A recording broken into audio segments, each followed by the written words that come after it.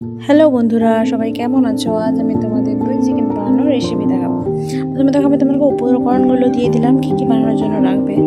তো তারপরে আমি 500 গ্রাম চিকেনের মধ্যে ফ্যাটানো টক দই, নুন, হলুদ পরিমাণ মতো আর গোলমরিচের গুঁড়ো দিয়ে বেশ ভালোভাবে ম্যারিনেট করে রেখে দেবো।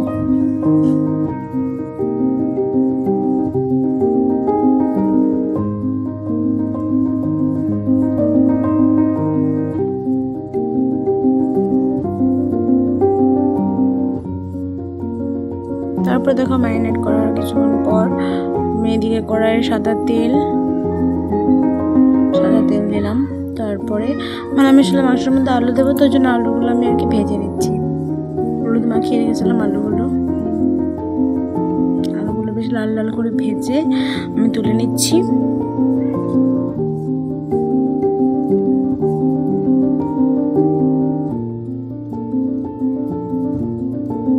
তারপরে দেখো আমি ওই তেলের মধ্যেই প্রথমে গোটা গরম মশলা দিয়ে দিলাম, তারপর কুচানো পেঁয়াজ দিয়ে দিলাম, দিয়ে ভালো করে নেড়ে নিচ্ছি।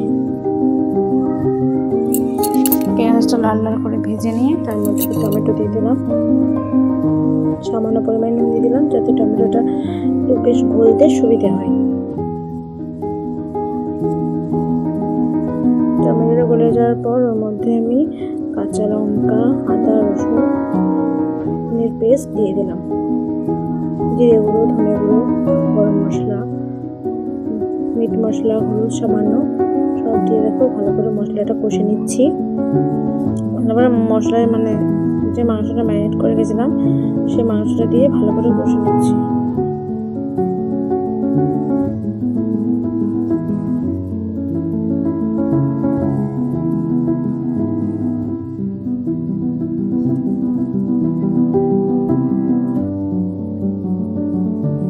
তারপর দেখো আমি ভেজে রাখা আলুগুলো দিয়ে দিলাম, দিয়ে ভালো করে কষে নিচ্ছি মাংসটা। দেখো মাংসটা কষতে কষতে সামান্য দেখতে পাচ্ছ সাইজ কত সুন্দর তেল ছেড়ে এসেছে। তার মানে কি মাংসটা আমার খুব সুন্দর, খুব ভালোভাবে কষা হয়েছে।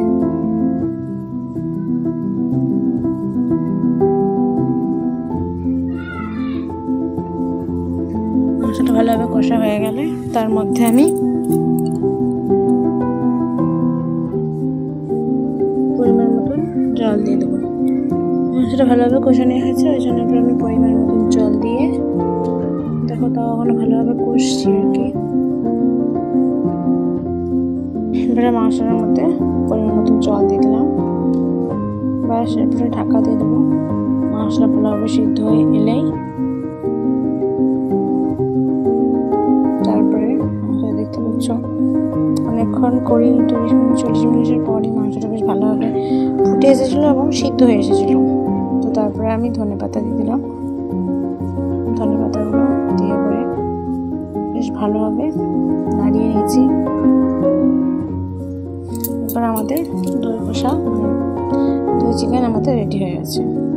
বুঝতে পারছো বন্ধুরা কেমন হয়েছে সবাই জানিও অবশ্যই। তোমরা এভাবে মাংস রান্না করে দেখো এবং করে জানিও অবশ্যই। তো থ্যাংক ইউ।